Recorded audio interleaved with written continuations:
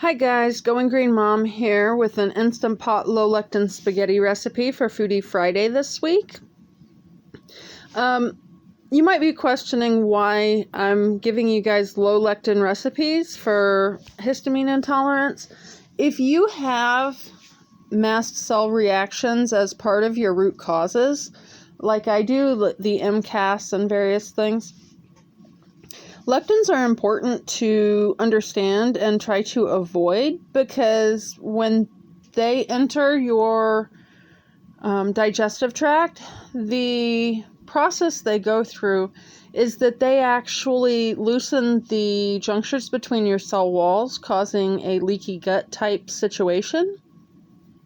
And then larger particles of food can enter your bloodstream, which your mast cells will then attack by degranulating, releasing histamine, and calling in the rest of your immune system to sort of clean up. So in order to avoid that part of the reaction, if you reduce the amount of lectins you're consuming, that is actually a preferable way to avoid the histamine reactions. So in order to do this, I have been using my Instant Pot a lot. It doesn't really matter what kind of pressure cooker you use. It can be a different brand. It can be the type that goes on the stove. I don't think it really matters. I have not experimented a whole lot with low pressure versus high pressure. I generally do most all of my cooking on high pressure. And the magic number for me seems to be about 5 minutes. If I'm only doing 2 or 3 minutes, I will tend to still have some reactions. So I haven't cooked all of the things yet. I figure I will probably have several months worth of food ideas for you guys to see what will work and what won't.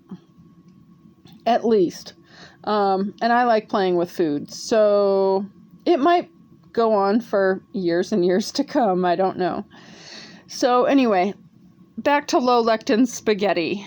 I am using a medium onion that is, just fresh and diced up.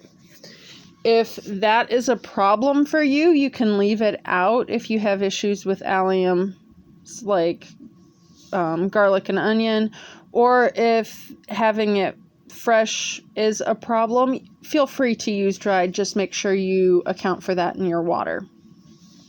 I'm also using a pound of ground beef. We got this from our local butcher, and we do know the source of the meat. It is from my uncle's farm. So I know that they do not age their meat. Use whatever meat you can tolerate, or leave it out completely if you're a vegetarian. That is perfectly a-okay.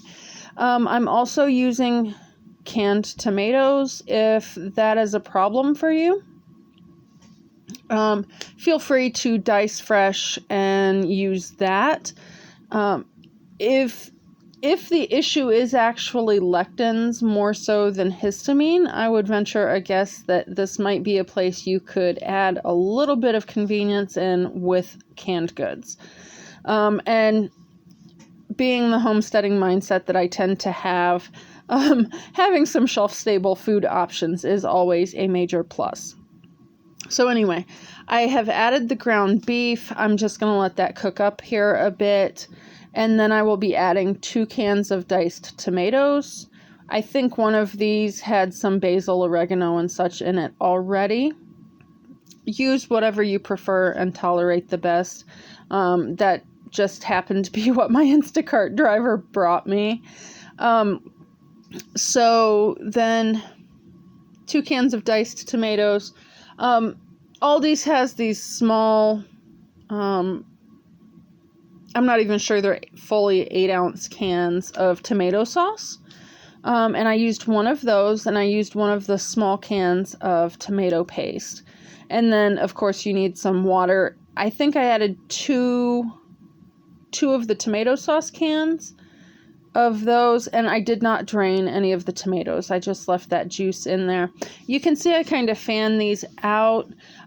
in the future, I would probably even alternate about half of those with the tomatoes and let them just go ahead and kind of separate each other that way, because they did stick a little bit. You'll see that later as I'm trying to get it stirred up. But I wanted to have some moisture on top of the noodles, and then I had noticed last time that the noodles stuck together pretty well when I had just shoved them in on top. So that is why I am suggesting that you layer them, because this was not a complete fix for that issue either. Now, I have done this a few times now, like I may have already mentioned. 5 minutes seems to be just about the magic number with the Instapot. And I do use high pretty much for everything. And that has been okay when I've done beans, corn, and such that were canned.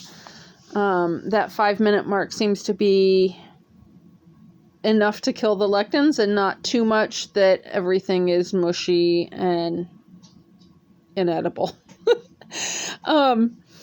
If you have not seen my videos before, RV SWAT did give me this little tip in one of their videos, suggesting that you put a towel over top of the valve when you're doing the quick release to keep the condensation and moisture off of your cabinets and out of your RV. Obviously, they are an RV channel. And where I am located right here, I happen to have cabinets right above me as well. So it has been a nice little tip. And I did forget to add the seasonings in before, so I'm just adding them here, and then you will see me stirring this up. And that is really all there is to it, because everything was dumped in before. It is pretty well ready to go. As soon as it's stirred up and mixed together. Supper's ready.